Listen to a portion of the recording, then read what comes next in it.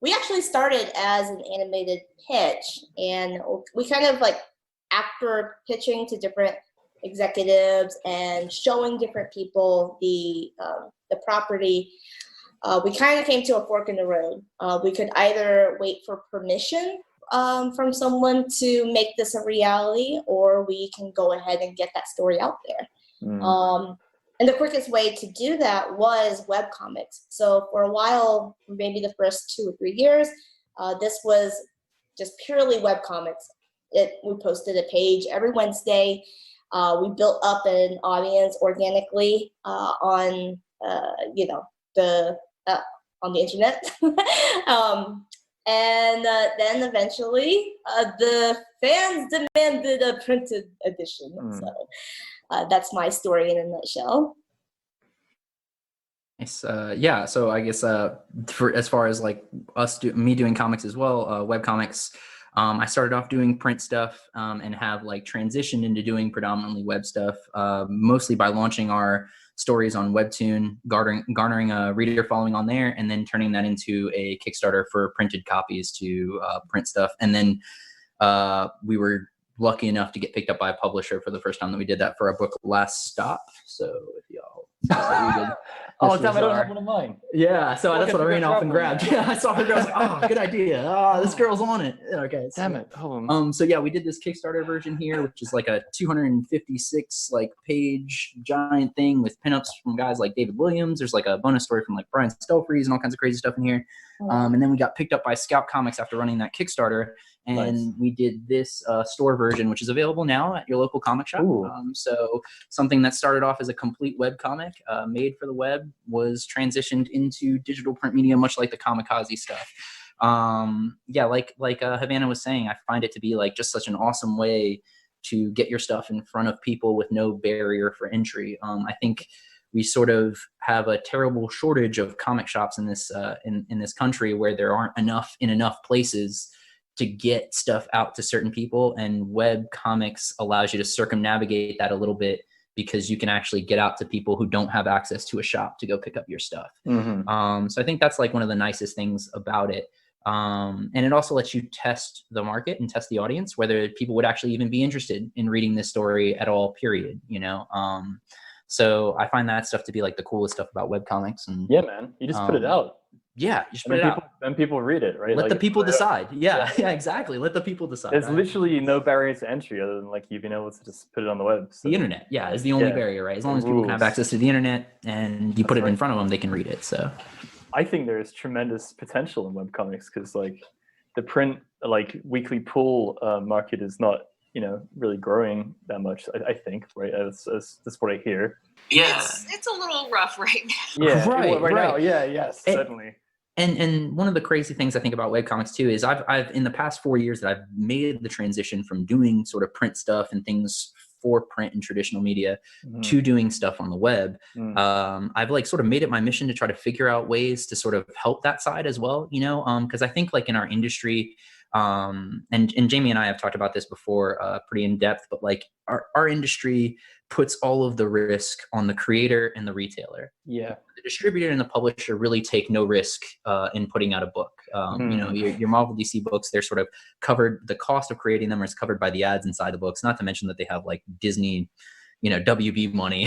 So, and then, you know, they, as a comic shop, you're sort of through Diamond forced to order 3 months in advance, and you can't really tell what that market's going to be right away. You can't even tell if someone's going to be interested in something past issue 1, but before issue 1 comes out, you got to sort of order issue 2 and 3. And it's kind of like putting a lot of pressure on sort of the retailer at that point, and also on the creator, who has to basically put up the money to create the product in the first place, whether knowing if it'll be successful or not. Yeah.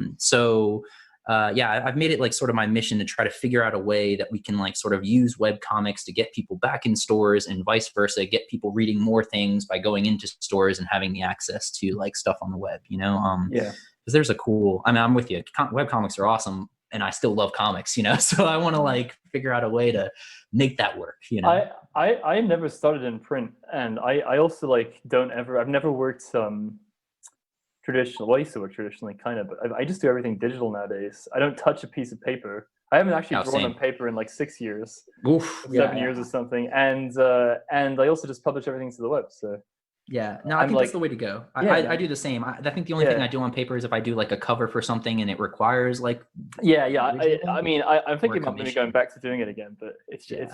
like it's funny to me because I always hear about this from the outside. It's because like I'm sort of a weird peripheral. I don't know. Havana, did you start in print too, or did you just go right into doing animated? Just went into webcomics. Yeah. And I do work with 2 other people on here, and Right, both who of I've us met. are trained in And they're great. sequential art.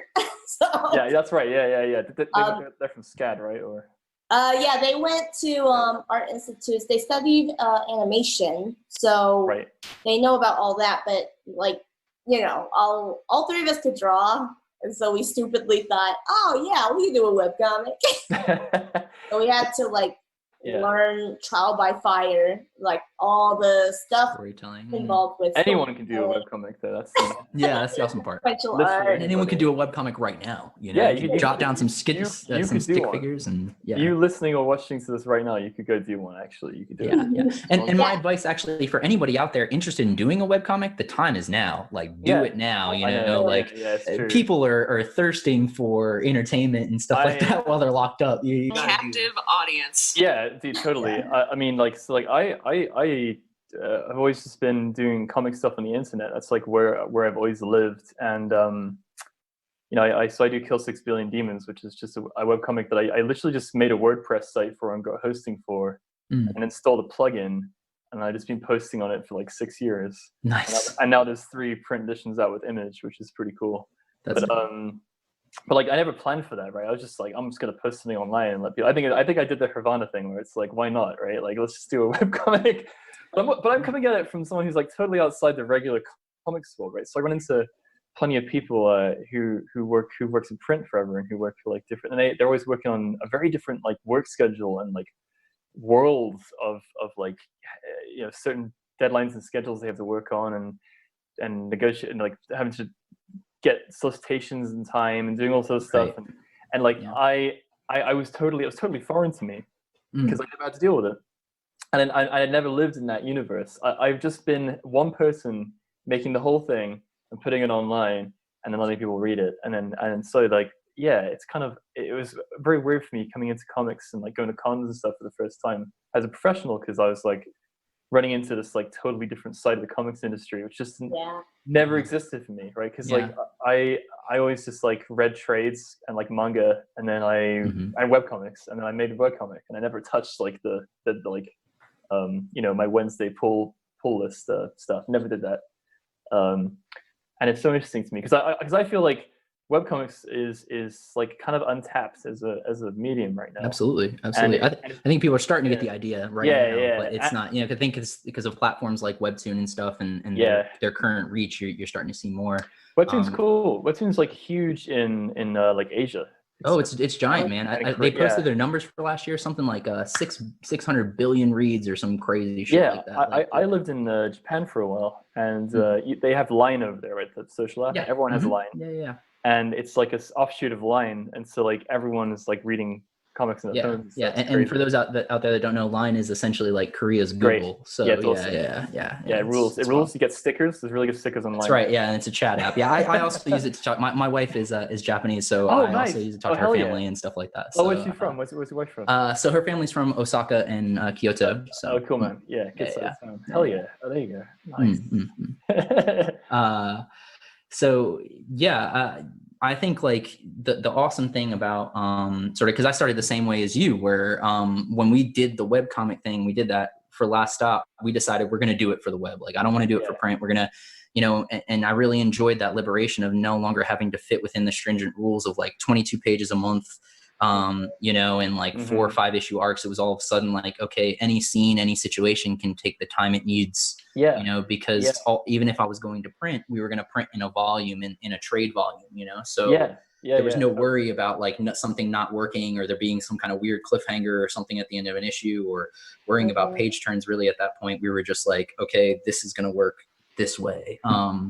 and we were able to just like run with it. That was the best part of it. I have another question. Oh, sorry, Jamie, I hope you don't mind. I'm just like asking. Oh no, this is fabulous. I love hanging out with comics people and just like drilling them up because I love comics and I love webcomics. But I'm actually really curious. So Havana, I know you work with other people. Hoyt, do you ever do everything yourself as well? Are you like a so I work with my writing partner Trey. Okay. Trey Walker. He does all the writing. For Last Stop in particular, we work on a one-for-one basis. Basically, we've known each other since like high school and have always played around. We've dibbled and dabbled in a bunch of like anthologies and stuff like that. But like essentially we do a one-for-one. So Last Stop was kind of like a story that I had outlined, and I was like, hey, I want to do this story, and I passed it to him, and he just like sort of wrote all of it. You know, he figured all the mechanics of it and the dialogue and the page turns and all of that stuff. And now the one we're currently running, Mongrel, that's sort of his idea, you know, like that's so he was like, hey, I want to tell this story. This is what I want to do with it. And I was like, all right, cool, let's do that. And we ran at that. So the next one up will be mine, which funny enough, Seasons Change, the one we're doing for the contest, actually is a story that I had dreamt in like a fever dream years ago. And this like wild like thing that I had thought up and sort of pitched it to him because it fit the boundaries of this like mind bending contest. So now he's working on you. He's working on your one now. So yeah, he's working on that. Yeah. So it's fun to have that trade off.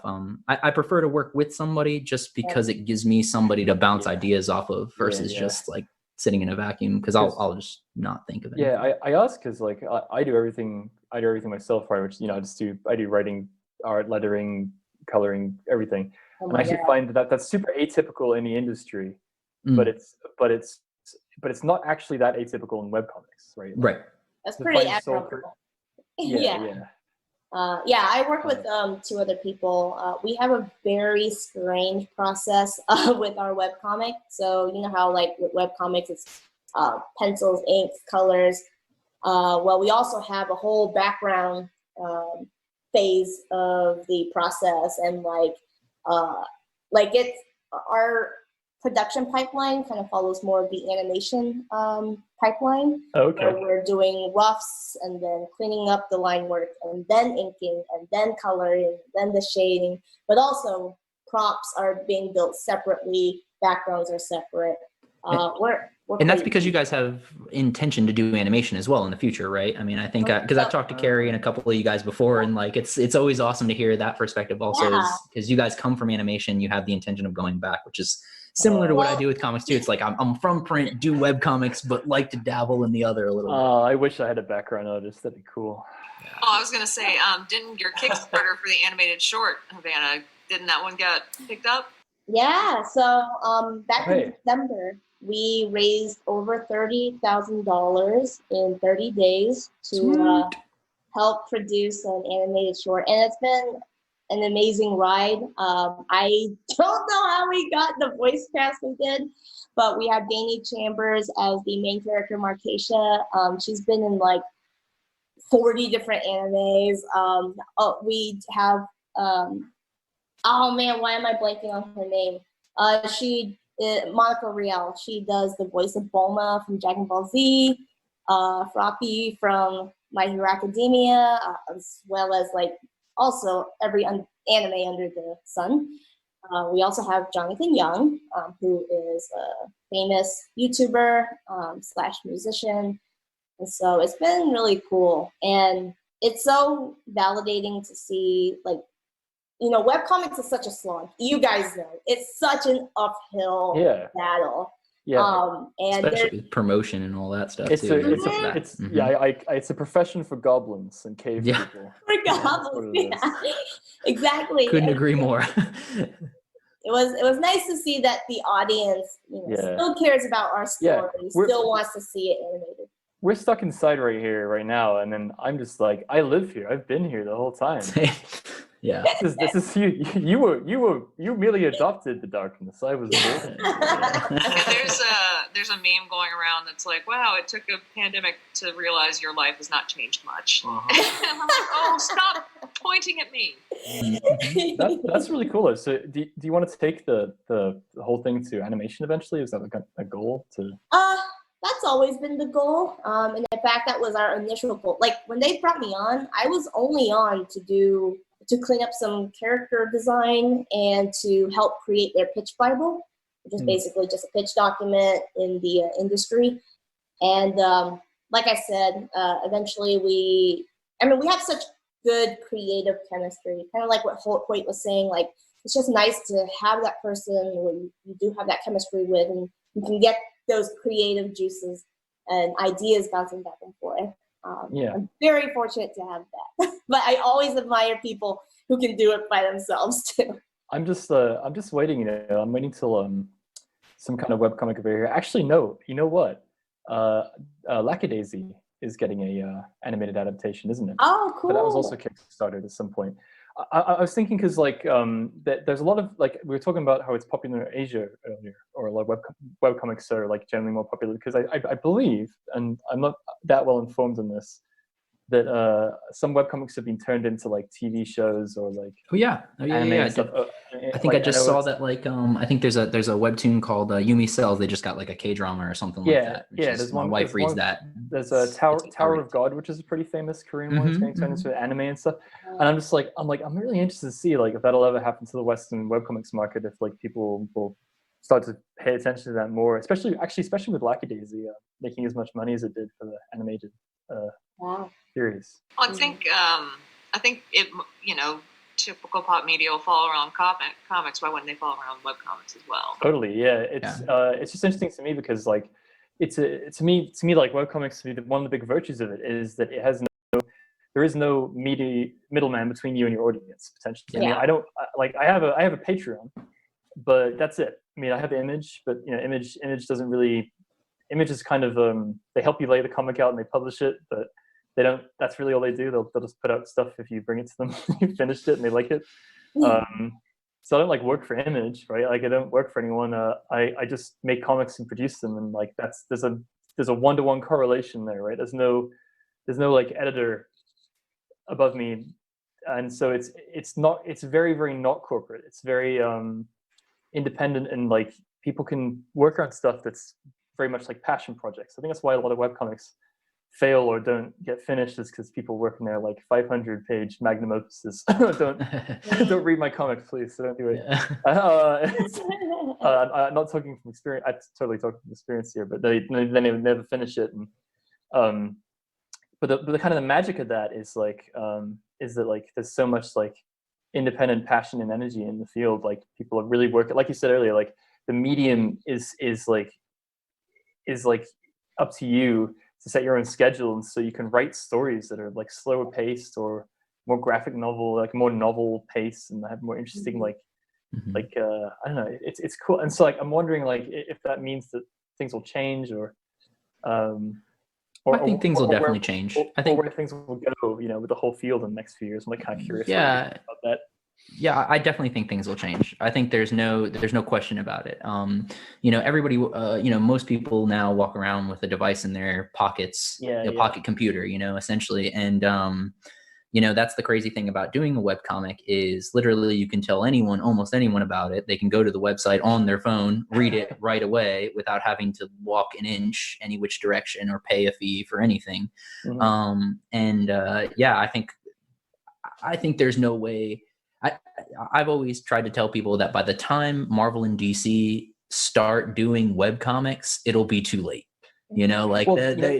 They're such big monsters that by the time they get their gears turning in that direction and that happens, it's going to be their webcomics have been going on for way too long at that point. So it's interesting to me because line webtoon coming here to the States and becoming a lot more established. It seems like I actually know a lot more people nowadays who are doing stuff webtoon. It's kind of a big deal because that is one larger platform, developing in the webcomics area. And then the other thing was interesting is that DC actually did have a webcomics division for a while. They were trying to I forgot what the name of it was. Yeah, they were doing full page in betweens for some of the TV shows they were doing.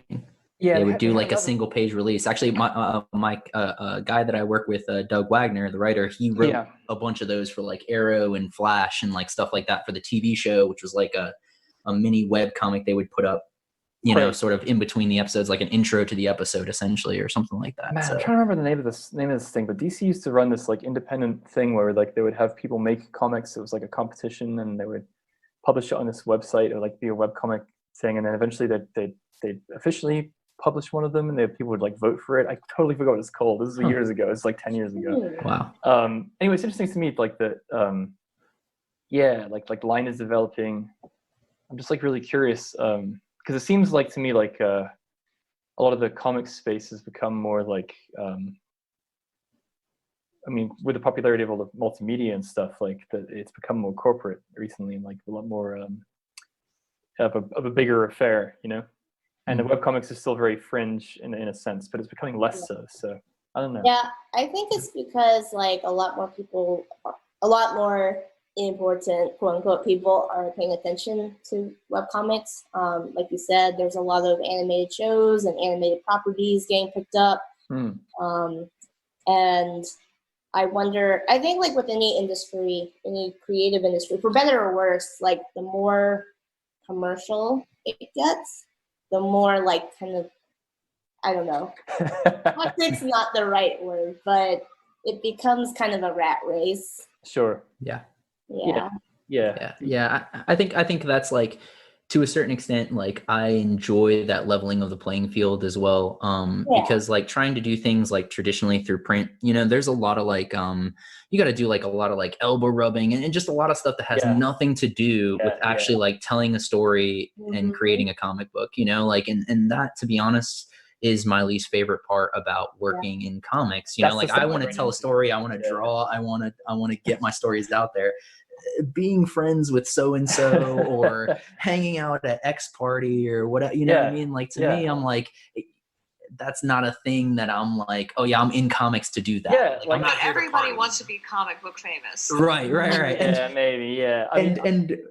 Little PSA to anybody out there trying to consider that there are many things you could be mildly famous at that you would be much more famous than being the most famous comic book artist. So go ahead, like if you want fame, go for any of those. It'll be a much easier trek for you, much more satisfying. I'll guarantee it. Yeah, that's all the stuff I ran into coming into it from webcomics, having no experience in the professional field, and I was like, oh man, there's a lot going on here. I feel like I walked into a room full of people and they were all talking and had a conversation, and I walked in like halfway through and I was like, oh. Yeah. Kind of call comics the six degrees of Jim Lee, because everybody is 6 degrees away from Jim Lee. It's true. It's true.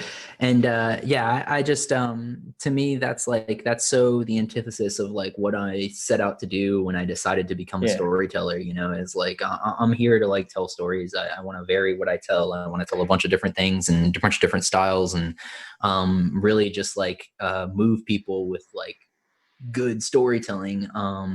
What do you think about Lionhoit? I'm curious. The webtoon stuff? Yeah. What's your I love it, man. To be honest, I have to credit it for our Kickstarter being funded for Last Stop. You know, we raised about $12,000 to get that printed, and then like I said, we got picked. Thank you, man. I appreciate that. we got it was a struggle, but we got there, and we ended up, getting picked up by Scout after that. But Webtoon is awesome. While we were doing Last Stop, I think we ended up, by the end, we had something like 6,500 subscribers and a total of like 150,000 people read it. So to be honest, that's like the most read thing I've ever done. I'm like in traditional comics, and this is just being straight up, I'm like a 3,000, 5,000 copy guy, you know, like I'll do something and I'll sell like 3K copies or something, you know. And that's like, I couldn't pay in a comic shop 150,000 people to walk in and read my stuff, you know? So cool. That's so that experience, I think, in and of itself was awesome, just to know that, hey, if I can get my stuff out in front of enough people will be interested, and, you know, they'll get into it. So it's kind of cool because it's like largely democratic, and like, so like I took the approach of just having my own site, and I just published on the site, and I had a social media following already from like other stuff I was involved in from way back in the day, from like Penny Arcade and like DeviantArt and stuff. Oh my gosh. Man, I did Penny Arcade.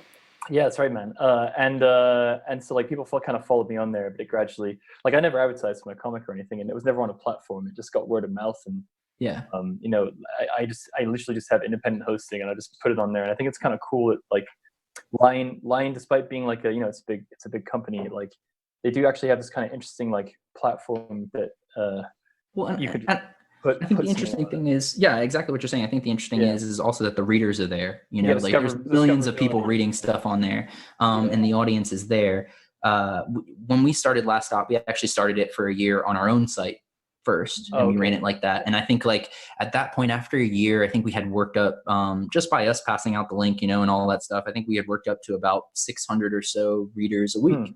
And we felt really good about that. Like that was us doing our thing and getting it out there and everything like that. Yeah, but that's 600 people interacting with what you did. That's awesome. Absolutely. No, it was totally awesome. Every week it was like killer. Like we loved it, you know? And then we made the switch to Webtoon when we decided, okay, we're gonna try that out. And so we reformatted, we made that switch, and, you know, we started off again at the bottom with like 20 something subscribers, you know, and that's because again, you're just rebuilding that from the bottom up. We hadn't been on the site before, and, you know, but then maybe about like 4 months in, we had already reached that like 600 number, you know, and like I said, by the end, by like the 40 something week, because I think it ran for like 42 or 43 weeks, we had 6,500 people reading it every week, you know, and that was just like a huge change. Is Kamikaze independently hosted as well? So I was gonna say I agree with White in that we have our own website, but we also are on Tapas and Webtoons as well. Oh, nice. Okay. And Tapas is actually where we get the most engagement. That's awesome.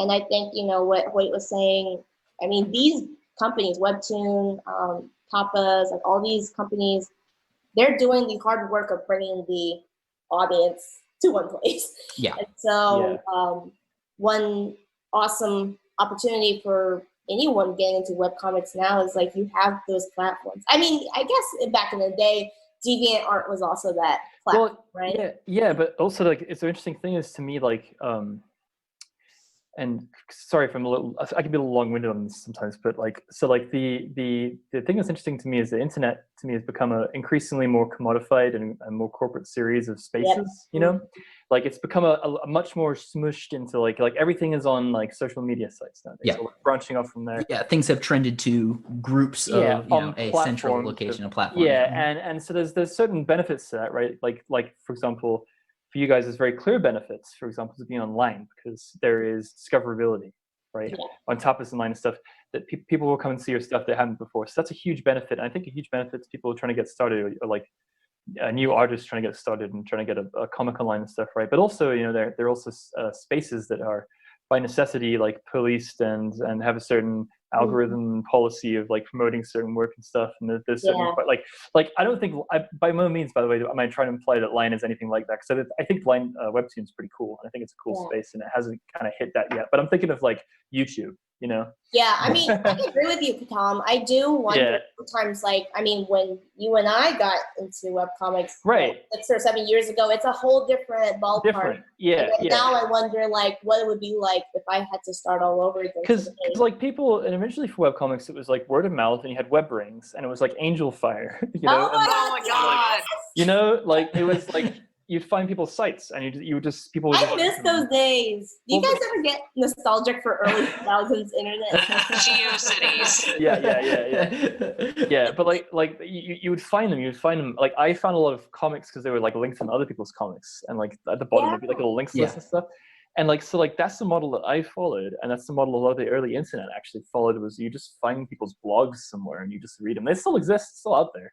But you know, traffic is and people's activity is just like totally changed. So I'm just really interested. I'm like there's that fear of like, will something like Line turn into YouTube eventually? You know, I don't think so because comics is niche enough. You know. Well, I think the wild part is.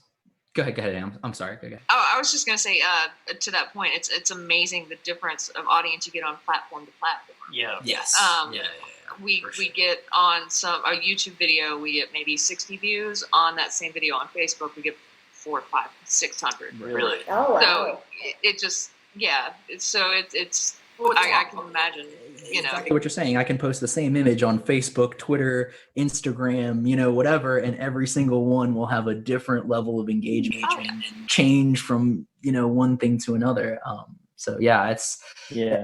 I think the thing about worrying about it getting too big and becoming YouTube and all of that stuff or something like that, I think maybe inevitably, and maybe this is just the pessimist in me, maybe inevitably everything goes that route or whatever because it becomes too big, right? It's you either die the hero or live long enough to see yourself become the villain, right? So sort of, I think that happens, you know, but at the same time, by the time that happens, I think since history repeats itself, there'll be something else there. Some people will come up with something else that'll be handling the fringe stuff and be direct to the people and all that. Yeah. I'm not overly concerned about it, to be honest, but I'm looking at like where webcomics is now, where I feel like there's a lot of independent creators doing interesting stuff and potential. And like honestly, if I was to recommend someone to get into comics now, I wouldn't recommend that they do what I did, which is just make their own site and publish to it, because I don't think that's going to draw the eyes, right? No, I had a social media presence on top of that, and that's what actually helps me push it. Yeah, exactly, and then inevitably get image to publish it. So you know, I would actually tell them to do something like Line, right? I would be like, yeah, dude, do Webtoon, like that's great. A lot of people will find your comic that way. Yeah, I give a lot of portfolio reviews at conventions and stuff, and that is my number one thing that I recommend to people, because again, like we were talking about earlier, no longer is there somebody telling you, oh, this won't do well, oh, people won't like this. It's you just do you and let the people decide whether they like it or not. You'll figure that out relatively quickly, whether people are into what you're doing or not, or even if they're not, you could continue to build your own niche audience by continuing to post and tell your own story. Like the thing is, like I have this like all three of us have a relationship with crowdfunding platforms, right? And with platforms for the two of you with social media stuff for directly posting and stuff, and for me, like I just post things on Twitter, and that's people find my comic that way, or in various online circles and stuff. And so I'm always interested to think about like how that will affect things, you know, in the future, you know, because of the reliance on those platforms, right? As for the medium, right? Like I'm on Patreon. That's how I'm able to draw webcomics full time.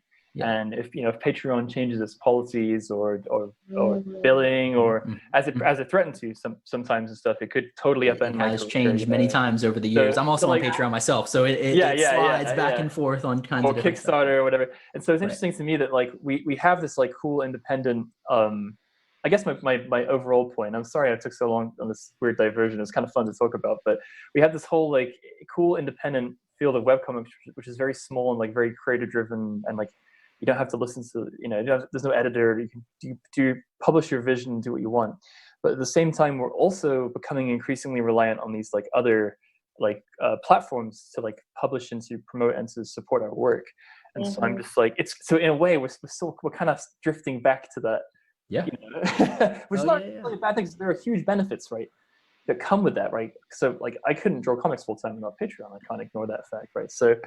And it's been immensely helpful for me, but I'm just curious to see where things go in the future. Like wonder if that'll become restrictive again, or if it'll just, Yeah, well, I've seen various people, speaking on the Patreon thing specifically, I've seen many people sort of use Patreon as the initial, like, hey, on board now, get people on board now or whatever, and all of that. But then they grow to a certain level where they decide, okay, I have enough here.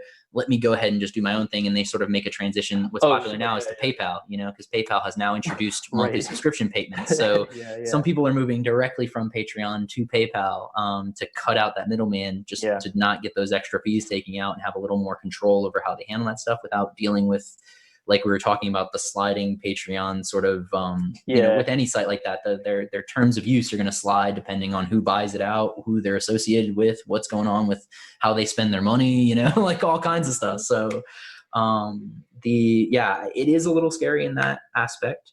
But then it's weird because at the end of the day, you're right in that there are these like sort of corporate entities and stuff coming in to try to help us, but at the same time we're like on our own, I just used to think about like my comic, for example, for a while. I was pretty early on Patreon, and my comic would show up on Patreon's front page. Oh, sweet. Wow. That's awesome. Because of the algorithm, right? Because it was like, this guy is growing fast, and because they make money Yeah. if they Off of push you making something money, that's- of is course. popular. Yeah. Yeah. So, in the same way that, like, if you look at where YouTube is nowadays, YouTube does not do a good job of pushing small creators and people getting started and doing all this stuff. Yeah. It has had huge issues with its algorithm and all this stuff. And so, like, Yeah. I just like keep thinking about that, and I'm like, well, if we get into a situation where, like, but inevitably, comics is a different field to YouTube stuff, and it's still niche enough that I'm with you though. I used to use YouTube, like I literally used to use YouTube to discover new music, where I thought it was so awesome that I can literally just start on a video that I liked, and it would just infinitely cycle to something, and eventually a few hours later I'd be on something completely random, but it would be new to me kind of stuff, Man, now YouTube basically replays the same 2 videos that I just watched over and over and over and over and over and over again, and it's completely mind-bogglingly like annoying, to do. Yeah, so it's like, I do miss back in the day when it was easier to find like new creators and new content. Now you have to like be very deliberate about finding new stuff. Yeah. But to kind of answer your question, Tom, I swear I'm not like a pessimistic person, but I do think like with YouTube, I mean, from a business perspective, I guess they're just trying to like keep people on the site, and they figured out the concoction of things to show you to keep you on there. It's no longer about helping you discover new things. It's like, what am I gonna do to keep Tom on here as long as possible? Right. And, well, I think that's one of the wild things is that I've also noticed that with like publishers in the traditional sense as well, where a few years ago, maybe not even a few, maybe about 4 or 5 years ago, because I've been doing comics for about 10, I noticed that there was this switch where publishers no longer were trying to find people to promote them and put them on, but were now looking for people who could promote them.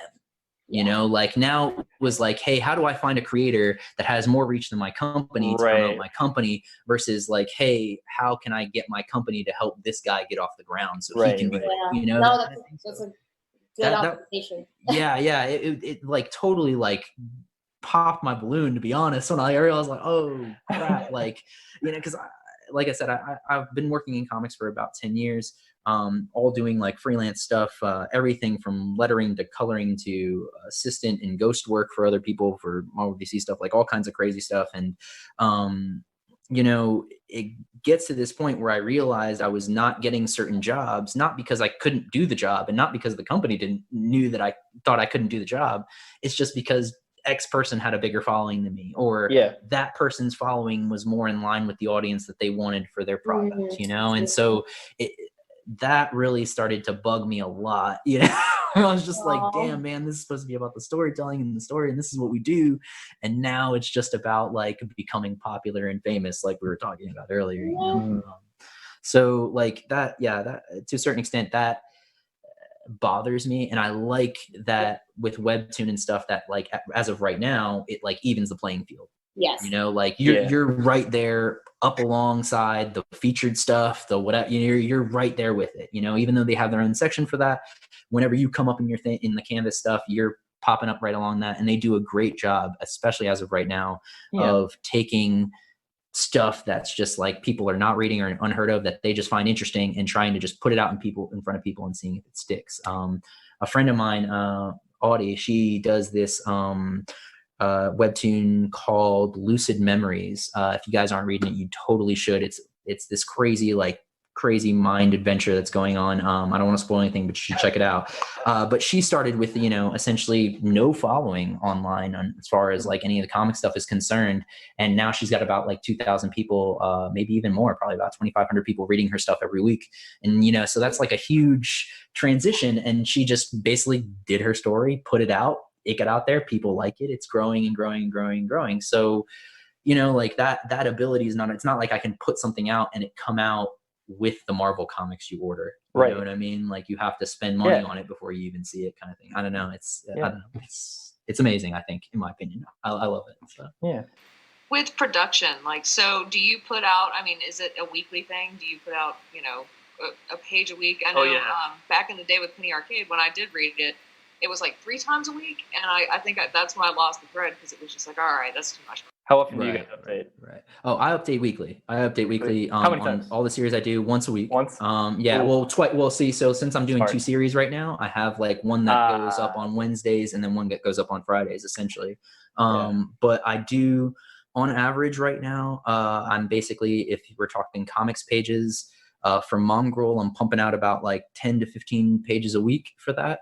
And for sort of the Seasons Change thing, that's another like 10 or 15 pages a week on that. So I'm doing about like 30 pages a week for the next month at least until I'm done with the short story of Seasons Change. But you know, You're a monster. I know. I but it's just so said much that fun. was the head shake up here, like, oh.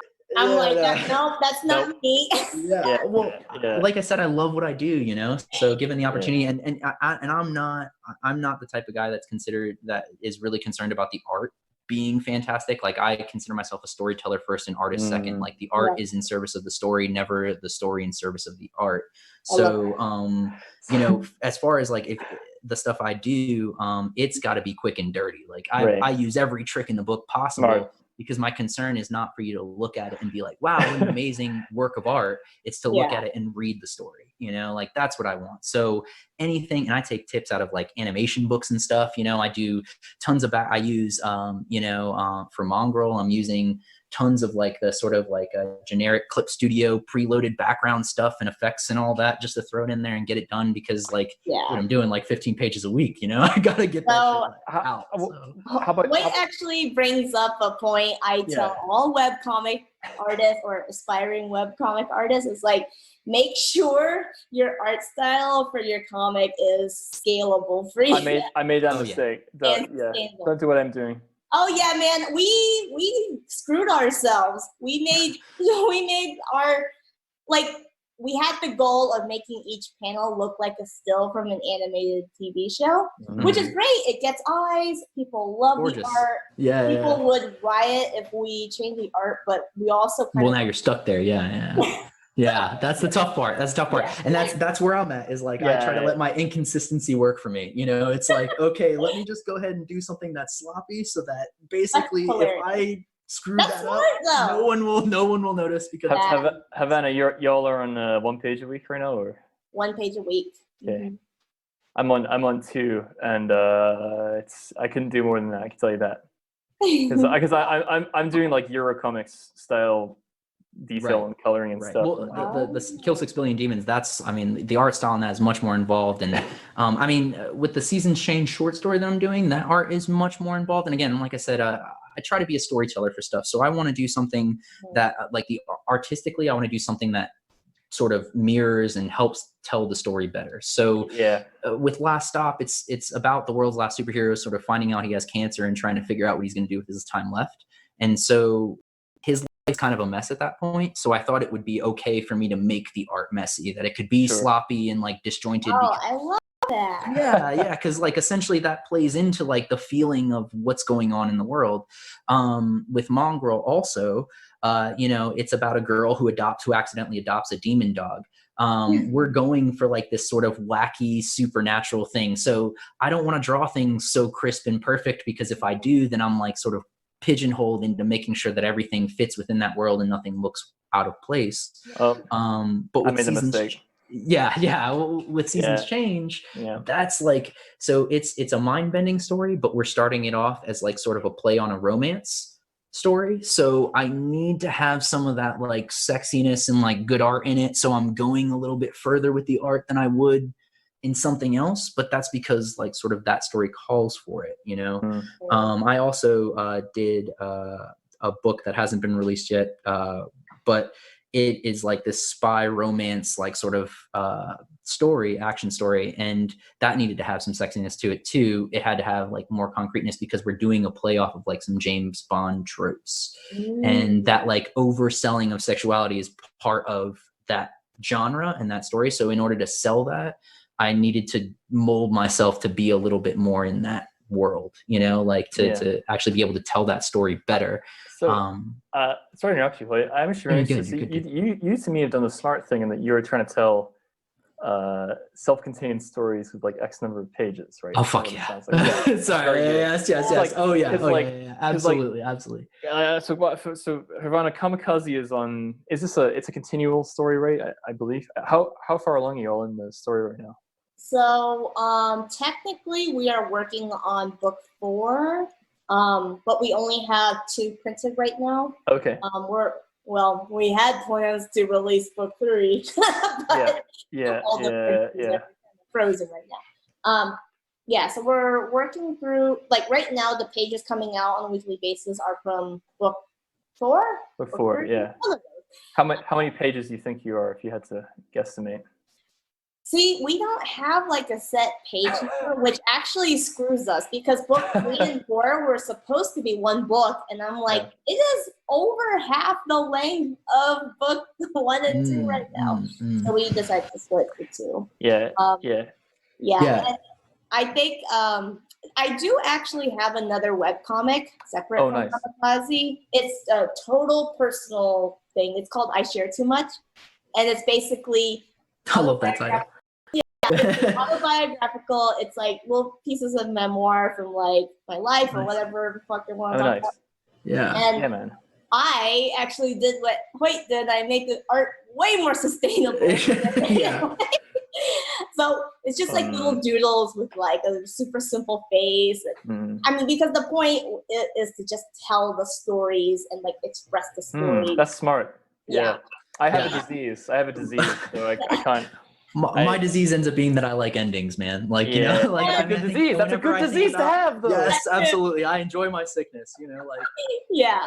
So like Kamikaze is the one I have a deadline on. The other one, I just kind of give myself permission to just update it whenever I feel like saying something. Because I did the thing I recommend no one does, which is you just draw like a big, long, single, continuous graphic novel. And I'm now like 500 pages in and 6 years in and like drawing ridiculously detailed colored art every week and like by myself, right? And I would never put that on anybody. So Tom, do you have like an ending in mind? Or Yes, definitely. I mean, I'm not the kind to like keep going with a story, you know, but I think it's interesting to me because like to me webcomics, like it does work for that graphic novel style thing, but you have to really stick with it because pacing can be interesting when you're updating stuff slowly. Sometimes people will read my stuff and they'll be like, oh, who's this character? And I'll be like, oh, they were just there, guys, like 3 pages ago. I know that was 3 weeks, you know, a week and a half or whatever, but like. I have that issue too. Do you find that like, I mean, that's a whole nother challenge too. It is, yeah. Getting a long narrative, but releasing it so slow. I trust in my narrative. I trust in my outlines, and so basically I've read back through my books and they read really well altogether because I write them like graphic novels.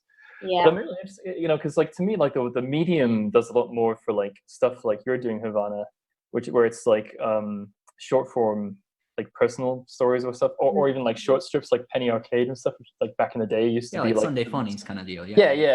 Or stuff like Hoyt's doing, which is like self-contained stories and like X number of pages. You can get through it and read it. Right? But to throw it right back on you on that, Tom, I think like in that aspect, because I only have been telling shorter stories, my stuff doesn't run for as long, so I don't have as much time to build up an audience as like someone like you said you've been working on it for about 5-6 years now. I mean, that's a, you know, if you've been posting every week, we're talking about like 250 something updates or something like that, right? I mean, no, more than that. Right. So, right, exactly. Like that's insane to me. Like I've last stop did 40 something, you know, and that was the longest thing I had running on there. It's just very, very hard, and it's not like it's a very like strenuous profession compared to having a team. It can be. Yeah. I mean, this is why like manga artists have like hire like 5 assistants to work with them, you know? Like Well, that's where I'd like to be, man, to be honest. If I could get like actual funding, I would hire assistants to help me do my thing, you know? Yeah, right. Yeah. Just when the tough part for anybody out there watching wanting to get into webcomics, it is not lucrative that right off the bat. I will actually say I've made a very good living off webcomics. Right. And I've made it for most of the existence of my Patreon and my comic, but like that's the thing I'm getting to, which is like I'm in like a weird niche where I'm like a long form graphic novel story that updates twice a week, and Right. like I think there's very, very few out there in the realm of webcomics that do that.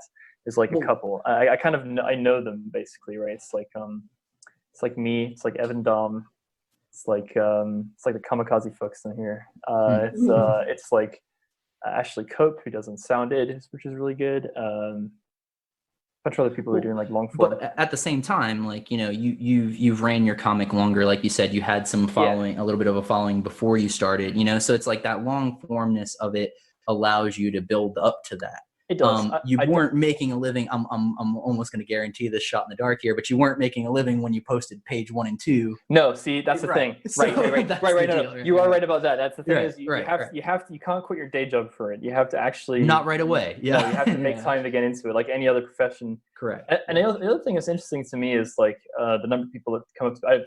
I don't know. You'll probably run into this a lot because I've gone to a lot of people like, how do I get into comics? I'm like, well, you got to make them. Make comics. Oh, what tools do you use? I'm like, yeah, I just use Photoshop. I have a tablet. They're like, okay, so then what do I do? I'm like, no, just draw comics. Just draw them. Just do it. I'm like, thing is in the doing, as they say. Yeah. And they're like, well, how about you? How did you get published? I'm like, well, I drew 90 pages of comics and I put them on the internet for people to see, and then imaged them. And then we're like, that's pretty cool. Do you want to publish this? And I was like, yeah, that's it. Yeah. It wouldn't have come to me if I didn't have 96 pages of comics at the time, whatever it was. Yeah. Right. Like same with Last Stop. I made the rounds with Last Stop actually before we made it a webcomic, and we pitched it to every company that you can imagine under the sun. Oh yeah. Got rejected for every single thing you can imagine for what we wanted to do with the story. Yep. And as you know, once that was exhausted, we're like, well, let's just do it ourselves. We're gonna do it on the web and all of that stuff. But it took us doing sort of 180 pages of the book to then get the Kickstarter funded, to then get it printed and published and put it. I don't want to roast. I don't want to put Dark Horse on blast. But recently, we were talking with Dark Horse about doing a project, and it was really funny because I had the immense pleasure of telling the editor, I was like, oh yeah, I dropped a portfolio off you guys like 5 years ago, and you guys were like, really? Yeah. I'm like, yeah. It was for the Kill 6 Billion Demons stuff, but Image ended up publishing that. So that's a pretty big mistake. Yeah. But they're great guys. I don't want to slam too much. Well, I really appreciate y'all taking the time out of your day to talk to me about webcomics. Where can people find you? Start Thomas and then Hoyt. Sure. Hey, thanks, Jamie, for letting me hijack your panel for like an hour. That was fantastic. I love talking about comics, and I can ramble about this forever. But so I'm Tom Poggers Morgan. You can find me on Twitter at Orbital Dropkick. You can also find me on my site kill6billiondemons.com. The comic is Kill 6 Billion Demons. There are 3 volumes in print with Image Comics. I also have written and published an RPG called Lancer. It's a giant robot RPG. We had a really successful Kickstarter for that last year, and we have books shipping right now. You can check that out at Lancer RPG. Just Google that, or you can Google Massif, MASSIF Press on itch.io, and you can find our site there. That's all. Awesome. Yeah, thank you so much, Jamie. I appreciate you having us all on, letting us just chat it up about what we love. I'm Hoyt Silva. You can find me on Twitter at Hoyt Silva. I'm on Instagram at the Hoyt. And my webcomic, you can read Last Stop completely for free online on Webtoon, or you can go to your local comic shop and you can order and pick up the graphic novel, which is available now, and straight from Scout Comics website. Pick your local comic shop and they'll give half the proceeds to the local comic shop that you choose. Or you can go read my newest webcomic, Mongrel, on Webtoon. You just have to search Still Cinema. STIL space CINEMA, and you'll find all 3 of the stories that we're putting out concurrently: Last Stop, Mongrel, and Seasons Change. And you can find me on Twitter at Havana Tweets, and you can read Kamikaze at kamikazecomic.com. We're also on Tapas as Kamikaze, and then we're on Instagram as well as Kamikaze Animated. And for those of you who wanted to check out my side webcomic, I Share Too Much, a series of memoirs where I talk about growing up Asian American. I talk about mental health and how I used to be super shy and now I'm not anymore. You can find that on tapas.com, and that is under I Share Too Much. Thank you all again. I really appreciate your time. Thank you for having us. I want to hang out with y'all when this is all over. Let's hang out. I'm with it. I'm with it. That's Fire cool. and like 6 feet across. I know. Right.